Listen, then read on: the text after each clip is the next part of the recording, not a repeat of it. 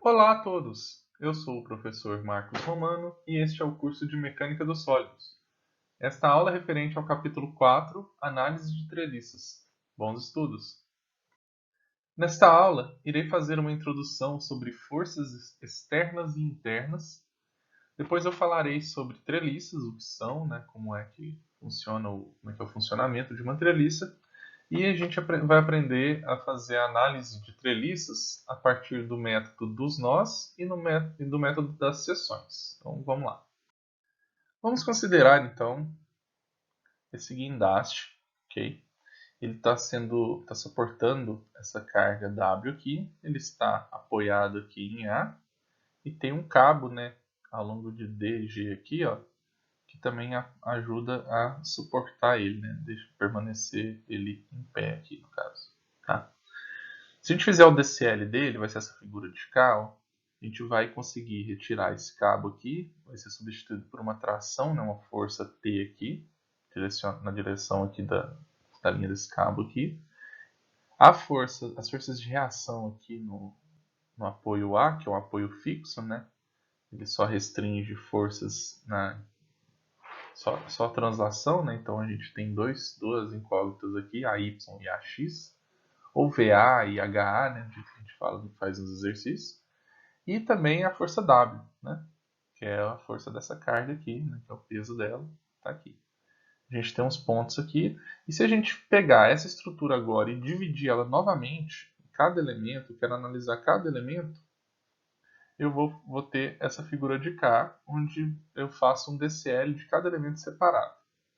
Se vocês observarem, surgem novas forças aqui, que não apareceram aqui no DCL da estrutura inteira montada. Essas forças que surgem nos pontos aqui, ó, B, nos pontos C e nos pontos E, são chamadas forças internas. Tá? Elas aparecem quando você faz a divisão aqui, quando você vai analisar cada elemento da estrutura separado. Okay? Vamos continuar. Se nós formos analisar as forças internas que apareceram, que as externas a gente já sabe que é essa força T, essas forças AX e AY e essa força W, Agora as internas, elas aparecem em B, C e E. Se a gente analisar elas, por exemplo, essa em B aqui, o que causa essa força interna nesse elemento AD aqui? O elemento BE, esse elemento aqui, que causa essa força interna em B. Okay? Então, se a gente vê esse elemento, o contato dele com esse outro elemento aqui, que causa essa força interna. Tá? Aqui a mesma coisa em E, essa força interna aqui em E também é causada pelo elemento BE, contato do elemento BE aqui com o elemento CF, e o contato do elemento CF com o elemento AD causa uma força interna em C, aqui, em ambos os dois elementos. Se a gente for analisar, essa força aqui, como a estrutura lá no início ela não tem essas forças internas, é porque elas se cancelam quando você analisa tudo junto. Então, essa força que BE causa em AD aqui, ó, é a mesma força que AD causa em BE. Okay? Elas têm mesmo módulo, mesma direção, porém sentidos opostos, e mesma linha de ação, e mesmo ponto de aplicação. Tá? Isso, então, vem da terceira lei de Newton, que ela estabelece aí que forças de ação e reação entre corpos em contato têm o mesmo módulo, mesma linha de ação e sentidos opostos. Tá? Então, a gente tem esse surgimento de forças internas quando a gente divide mais ainda uma estrutura e analisa cada elemento separado. Tá? Não podemos esquecer de utilizar essas forças internas. E são elas que vão ser necessárias de a gente analisar para poder fazer a análise de treliças. Tá? Mas o que são treliças? Vamos continuar. 4.1 Treliças. As treliças são estruturas que são projetadas para apoiar cargas. Okay? Aqui a gente tem uma ponte mostrando aqui toda treliçada, essa estrutura toda aqui é uma treliça. Okay? Elas são formadas por elementos retilíneos conectados a juntas. Então a gente tem aqui vários elementos retilíneos e são todos interconectados aqui, né, por meio de juntas, de pinos, tá? Na extremidade, né, sempre na extremidade de cada elemento. Okay? Os elementos de uma treliça são, portanto, elementos sujeitos a duas forças. Como eles são conectados apenas nas extremidades, então cada extremidade tem uma força atuando aqui, ali nesse elemento. E esses elementos, né, essas forças atuando nesses elementos, elas possuem o mesmo módulo e sentidos opostos e mesma direção. Então, no final de tudo, a gente vê que treliças são estruturas formadas pelo conjunto, né, pela união de vários elementos retilíneos, e esses elementos eles são conectados através de suas extremidades a outros elementos, formando assim a treliça. Okay? Aqui nessas figuras nós temos um exemplo, né, de treliças, tá? Uma treliça típica mostrada aqui. Então elas são formadas por elementos retos, né, delgados aqui, e eles são unidos por nós. Nó A, nó C, nó D e nó B aqui. Okay? A maioria das treliças, as reais, elas são feitas de várias treliças, né? As treliças que a gente vê em ponte, elas são espaciais, né? São em 3 dimensões. Porém, elas são feitas de várias treliças que, se a gente separar cada treliça, é tudo bidimensional. Tá? Ela é uma estrutura que você pode fazer a análise dela apenas no plano. Então, isso facilita muito para a análise delas. Tá? Esse elemento aqui, ó, a gente vamos separar aqui. Ó. Aqui a gente tem o elemento AC, o elemento CB, o elemento CD. E esse elemento aqui, ó, que está na horizontal, AB, na verdade, não é um elemento, são dois elementos. É de A a D e D a B. Nenhum elemento de treliça tem um nó na sua metade. É sempre na extremidade. Então, aqui, ó, onde tem um nó, a gente sabe que tem, nesse caso aqui, 3 extremidades de elementos. Tá? Aqui, por exemplo, a gente tem, então, um elemento AD, AC, CD, CB e DB. Okay? E esses elementos eles são projetados para suportar apenas não são projetados para suportar carga lateral. Tá? É sempre cargas que são axiais, no caso. Tá? São cargas que são ao longo do eixo axial, o eixo longitudinal, no caso, aqui, de cada um desses elementos. Tá? Então, sempre que a gente for aplicar uma carga em uma treliça, ela tem que ser aplicada no nó de um elemento. Tá? E vocês vão ver que cada elemento, como então a gente tem força aplicada nas extremidades de um elemento, né? Então, a gente vai ver que vai ter apenas duas forças sendo aplicadas nesse elemento, e essas duas forças, para manter o elemento em equilíbrio, elas terão que se cancelar. Okay? Então, nesse exemplo aqui, né, mostrando aqui, a gente já mostra que todas as cargas devem ser aplicadas apenas nos nós da treliça. Tá? Se na análise de uma treliça a gente também quiser considerar a massa de cada elemento, essa massa do elemento ela vai ter que ser aplicada também nos nós. Tá? A gente não coloca lá no centro de gravidade dele, não. A gente tem que distribuir essa massa, na verdade, dividir, né, toda a massa aqui, o peso desse elemento, nas suas extremidades. Então, coloca metade de um lado e metade na outra extremidade. Tá? Para manter que a gente tem que sempre aplicar as cargas nos nós, né, que seriam nas extremidades de cada elemento. Okay? E aqui, mesmo mostrando que está rebitado, ou parafusado, ou até soldado, a gente considera na análise de treliça que todas essas junções aqui são pinos. Tá? E esses pinos eles consideram como apoio fixo, né? Onde não tem um engaste ali, não tem uma restrição de momento. A única restrição que tem, né, a única reação que tem são forças para impedir a translação, nunca a rotação. Okay? Então, a gente vai ver que sempre que a gente vai fazer então, uma análise de uma treliça desse tipo aqui, por exemplo, a gente vai passar para o lado de cá, a gente vai representá-las como pinos, cada um dessas junções. Okay? E então, não tendo momento, né, atuando no pino, vai acabar sendo apenas forças. Né? Então, seriam duas forças, né, por elemento. Okay? Então, nesse elemento aqui, CD, por exemplo, vai ter duas forças atuando nele. E essas duas forças elas estão atuando cada uma em uma extremidade do elemento. Tá? Então, como falei, cada elemento pode ser tratado como um elemento sujeito à ação de duas forças, cada força atuando em uma extremidade. E, então, se a gente falar então um resumão do que é uma treliça, a gente pode falar que é um grupo de pinos e elementos, né, todos interconectados, esses elementos sujeitos à ação de duas forças.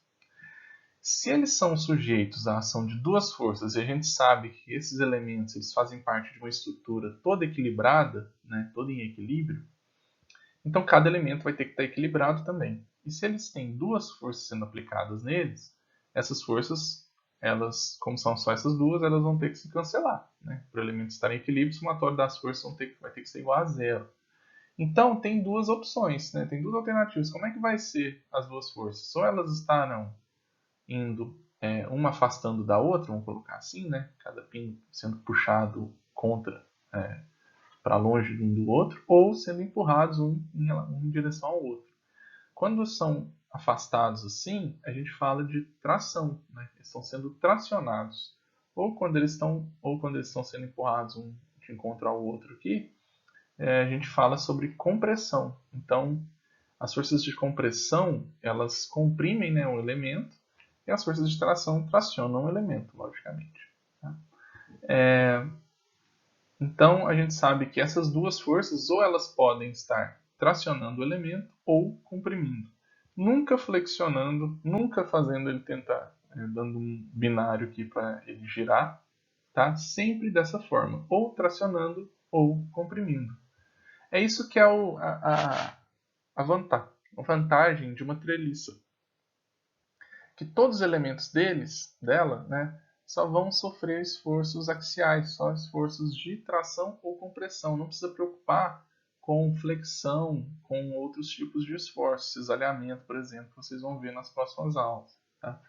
Então, se você projetar, né, se você dimensionar o elemento para que ele consiga suportar uma alta tração ou uma alta compressão, você já consegue aplicá-lo ali em treliças e essa treliça vai sendo cada vez mais resistente conforme você vai colocando mais elementos ali. Okay? Aqui são só alguns exemplos, né, de tipos de treliças bastante utilizados. Tá? Aqui tem umas treliças que são utilizadas em telhados. Tá? Podem ver em estruturas de galpões, por exemplo, que os telhados são triangulares. A gente vê muita utilização desses tipos de treliça aqui. Essa aqui é a Pratt, Howe e Fink. São tipos diferentes de treliça. E onde a gente pode ver é que apenas você pode colocar carga em cima dos nós. Então, até o telhado dessa treliça, isso aqui é a estrutura do telhado, né, vamos dizer. Então, se você for colocar uma armação aqui em cima, vai ter que ser sempre apoiando nos nós da treliça, tá? Para você poder utilizar o máximo de resistência que elas proporcionam aí. E o bom de treliça é que ela consegue fazer, a gente consegue montar uma estrutura com um vão muito grande lá dentro, não sem precisar de colunas no meio ali desse galpão, por exemplo. Então, por isso a gente consegue fazer vários espaços bem vagos, bem amplos. Tá? É muito bom para isso. Em ginásios poliesportivos, por exemplo, a estrutura em cima lá do telhado é toda treliçada. Outro lugar que a gente vê treliça também são nas pontes, né? Onde a gente, sempre que a gente for colocar depois o asfalto nessas pontes, tem que sempre estar uma estrutura, né? As vigas desse asfalto vai ter que estar sempre apoiada nos nós dessa treliça, tá? Nunca no meio dos elementos, sempre nos nós. Okay? Aqui tem vários tipos também, né? De formas aqui. Outra estrutura que a gente consegue ver também treliça são aquelas torres de alta tensão, até torres de rádio, de celular, aquelas torres bem altas, elas são todas treliçadas. Então, eu acho até interessante vocês poderem fazer esse exercício de sair na rua aí e dar uma olhada o que é uma treliça, onde vocês estão vendo treliça, sabe? Passa num posto de gasolina, olha o telhado do posto lá, aquela estrutura lá, se ela realmente é uma estrutura treliçada. Dá uma olhada numa torre de alta tensão, quando vocês passarem perto, para ver como é feita ali, toda a estrutura treliçada que ganha uma grande resistência justamente por conta dessa união desses elementos aí. Vamos considerar essas duas treliças aqui. Tá? Essa daqui ela tem 4 elementos e ela é formada em uma disposição aqui de um quadrilátero, um trapézio. E essa de cá ela é uma treliça formada num formato triangular. Tá? Ela apenas tem 3 elementos. Tá? Essa daqui, se eu manter ela aqui fixa em A e D e aplicar uma força em B, esse elemento, esse pino, ele vai se deslocar. Por quê? Porque essa treliça ela não foi projetada de forma correta. A gente sabe que os pinos não vão reagir, né? Não tem reação ali do tipo de engaste. Então não vai reagir a momento, só vai reagir a transação de um elemento em relação ao outro. Né? Aqui no caso, os dois movendo junto aqui não significa que não tem reação à transação. Tá? Aqui no caso, então, se eu apertar em B, ele vai descer. Então ela vai entrar em colapso. Okay? Já nessa daqui, se a gente fizer uma força aqui de B para baixo, a gente vai ter uma resistência aqui desses elementos AB, BC e o AC para não deixar que B aproxime aqui, né? Que B desloque em relação a esses outros elementos. Tá? Então essa treliça aqui ela é considerada rígida, tá? E ela não entra em colapso, okay? Por conta da sua disposição aqui. Essa daqui, mesmo se os elementos fossem super rígidos, ela entraria em colapso apenas pela disposição aqui dos elementos. Tá? Então você já pode ter feito uma associação, né? Então quer dizer que eu tenho que sempre fazer a treliça em forma de triângulos para ela ser rígida? Não necessariamente, tá, pessoal? A forma de você construir uma treliça que seja rígida é um pouco diferente, mas é quase isso. Tá? Então vamos então pensar naquela treliça lá que a gente já sabia que ela era rígida, que era triangular, aquela ABC lá. A forma como a gente continua construindo ela, deixando ela sempre rígida, é da seguinte forma: eu adicionar mais um nó e esse nó ligar tiver dois elementos, certo? Então a gente adiciona um nó nessa treliça com 2 elementos e esses 2 elementos ligando a dois nós diferentes aqui da treliça original.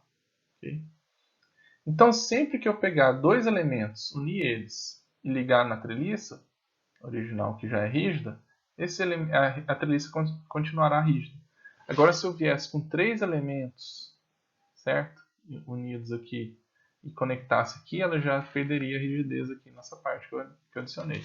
Então vamos considerar isso daqui. Imagina que a gente tem inicialmente aqui uma treliça formada por E, B e D. Okay? E, B, D. Então eu coloco E, B, D. Aí eu adiciono o nó C e ligo em D e B. Então aqui continua rígido, ó, tem 2 triângulos aqui. Agora eu coloco esse nó A aqui e ligo em B e em C. Coloco o F, que liga em C e em D. Aí eu coloco o G, que eu ligo em A e em F. Tá vendo que esse vão aqui, ó, que é formado por A, C, F e G, ele não é um triângulo. Ele é um quadrilátero, né? Tem 4 lados aqui, ó. Mas é rígido, continua rígido. Por quê? Esse elemento aqui, ó, como ele é todo rígido, a gente considera que A até F ele poderia substituir por um elemento só, porque ela é uma treliça rígida. Interessante, né?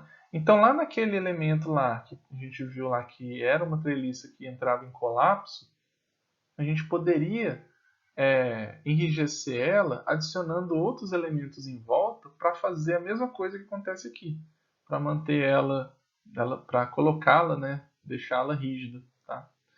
Então, se a gente tiver uma treliça que foi feita, né, foi construída dessa maneira, né, a partir dessa forma, né, que a gente tem uma treliça rígida, aí a gente adiciona um elemento que liga em dois outros nós, adiciona mais dois elementos, né, dois elementos que ligam em outros dois nós e ligam eles mesmos, a gente chama a treliça formada desse jeito, a partir desse processo, de treliça simples. Tá? Então são treliças simples. E é isso. Então a gente sabe como é que faz uma treliça rígida e agora a gente vai aprender a fazer a análise da treliça, tá? De cada uma dessas treliças.